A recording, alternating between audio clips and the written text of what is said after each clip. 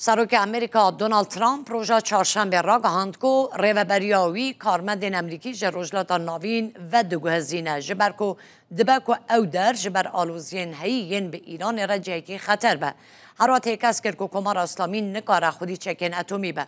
ترامپ ددم آماده بو ناخواه ده پیشندان شانوی موزیکال یا بلنگازان لناوندا کندی یا واشنگتونه جروجلاموان آن را ده برسوا راپورین درباره وگوستن اندام تیم دیپلماتیک این امریکا جروجلات ناوین ده گوت بله او تینه وگوستن جبر که دبکو او در جهه که خطر به ایران روژا چهارشنبه گفت کرد که اگر پفچونک درکوه ده لبنگه لشکری امریکایین لحرمه بده داخویانی ترامپ پشتی داخویانی برپرسه که امریکا هات که گوت واشنگتن جبر صدم اولهی حجمه را کارمندین بالیوزخانه این خواه لعراق و بحرین و کویت کم دکه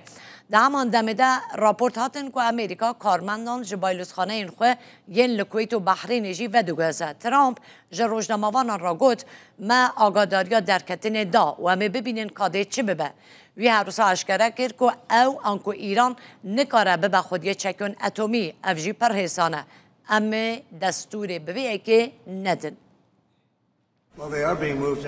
او تینا فاگواستن چنکی دبا او درجاکی ماترسیدار با ام دبینن چه تقاومه لما او آگهدار کرنه داکو وکشنو ام دبینن چه درده ایران نکاره ببا خودی چکا نوکلاری تجرو سازلاله نابا وان چکا نوکلاری هبه امر نادنوه